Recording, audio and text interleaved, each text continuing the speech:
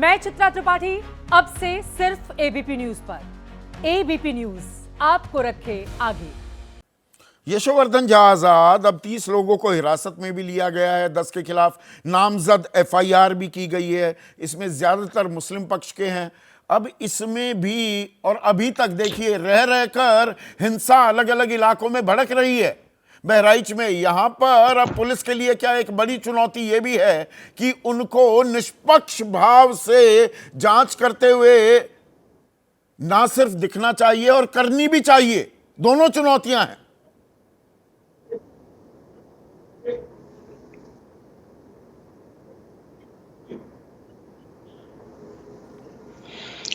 जी हाँ, बिल्कुल सही बात आपने कही। देखिए, ये जो घटना हुई, इसके दो पहलू हैं। पहला तो ये है कि ये घटनाएं होती क्यों हैं, और आज से नहीं, 150 साल से ये घटनाएं होती रही हैं, और हम इन घटनाओं पर काबू नहीं पा सक रहे हैं क्योंकि जो मूल विषय है उसके बारे में न राजनीतिक पार्टी बात करना चाहती हैं, और नौकरशाही और पुलिस वाले भी चाहते हैं कि हमारे समय में किसी तरह व्यवस्था अच्छी रहे और ये बात टल जाए। और दूसरी बात है कि इस घटना में व्यवस्था किस तरह की गई। जैसा कि आदरणीय विक्रम सिंह जी ने कहा, पहले क्या करना चाहिए था, घटना के दौरान क्या करना चाहिए था, और घटना के बाद की जो ये होनी चाहिए कार्रवाई, जिसके बारे में आपने हमसे पूछा है। अब सवाल ये है कि इसमें तो एक जुडिशियल कमीशन बैठेगा, उसमें 7,000 पेज की रिपोर्ट भी आएगी और सारी चीजें होंगी, और ये केसेस जो हैं चलते रहेंगे 10 साल तक। घटना का कोई निदान नहीं आएगा, इसके बारे में कोई सीख नहीं ली जाएगी। नंबर वन, नहीं, यहां पर एक सेकंड आपके लिए आपको रोकना चाहूंगा यशोवर्धन जी, एक सेकंड, क्योंकि दर्शकों को यहां पर यह बताने की जरूरत है, ये पुराने तजुर्बे के आधार पर ऐसे ही धूप में बाल सफेद नहीं किए हैं यशोवर्धन झा आजाद ने अपने। मैंने मुजफ्फरनगर दंगों का जिक्र किया। 2016 में जस्टिस विष्णु सहाय कमीशन रिपोर्ट आई थी, जस्टिस विष्णु सहाय आयोग।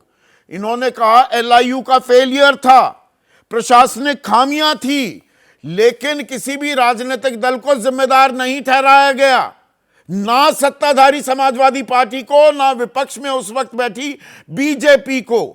थोड़े नेताओं के बारे में टिप्पणियां की गई, संगीत सोम वगैरह के बारे में, पर कोई कार्रवाई रेकमेंड नहीं की गई कि नहीं, वो तो पुलिस अपने आप कर रही है।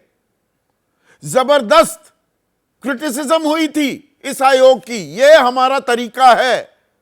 दंगों को लेकर बाद में जो कमीशन बैठते हैं, दंगों की असलियत कभी उजागर नहीं होने दी जाती। गलत तो नहीं मैं कह रहा हूं यशोवर्धन झा आजाद?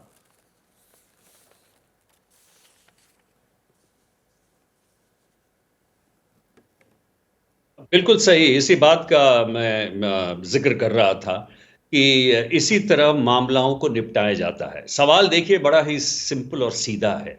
जब भी ऐसे प्रोसेशन, होली, दिवाली, दशहरा के मस्जिद के सामने जाते हैं, म्यूजिक चलता है, मंदिर से पथराव होता है, और रिटेलिएटरी एक्शन में उसके बाद फिर उपद्रव होता है, दंगा दोनों तरफ से होता है। इसके बारे में क्या किया जाए? हम अभी ये करते हैं कि हम मौलवी को भी बुलाते हैं, पंडितों को भी बुलाते हैं, दोनों तरफ से बोलते हैं, हाँ हाँ आप भी नहीं कीजिएगा, आप भी नहीं कीजिएगा। जैसा कि विक्रम सिंह ने कहा कि जल्दी से वहां से निकाल देते हैं। ये समस्या का निदान नहीं है। सवाल ये है कि आज 21वीं सदी में अगर कोई हिंदू जुलूस जा रहा है तो मस्जिद वालों को भी समझना चाहिए कि हाँ, ये 10 मिनट तक आवाज होगी, हमें इसको सहना है। दूसरी बात यह है कि हिंदुओं को भी यह समझना है कि अगर उसमें कोई भद्दी गाली है या कोई गंदा या भद्दा इस तरह का है तो तत्काल उसे रोक देना चाहिए, और ऐसी कोई कार्रवाई नहीं की जानी हिंदू चाहिए हो या मुस्लिम हो, एक दूसरे को चिढ़ाने की नौबत क्यों आती है? और ये देखिए, सिर्फ बहराइच की बात नहीं है। 9 अक्टूबर को गोंडा में, उत्तर प्रदेश में पटाखे फोड़ने पर विवाद हुआ। बिहार आरा 13 अक्टूबर को पंडाल में गोलीबारी हो गई। हावड़ा पश्चिम बंगाल 13 अक्टूबर को फोटो प्रदर्शनी को लेकर हिंसा। यह सब दुर्गा पूजा और रामनवमी के दौरान हो रहा है। झारखंड में गढ़वा को मूर्ति विसर्जन के दौरान विवाद हो गया। तेलंगाना के सिकंदराबाद में हुआ। मतलब ये एक रूटीन बन गया है। हर जगह हो रहा है। रूटीन नहीं, मैं तो आपको बता रहा हूं कि आप अगर आर्काइव्स में जाइए तो पहली घटना 1836 या 1817 में हुई थी।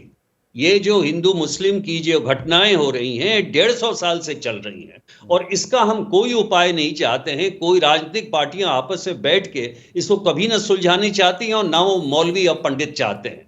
और हर नए रिजीम के साथ ये जोश दोनों तरफ से बढ़ता जाता है, और इसी तरह बढ़ता ही जाएगा। मैं आपको कह बिल्कुल रहा हूं।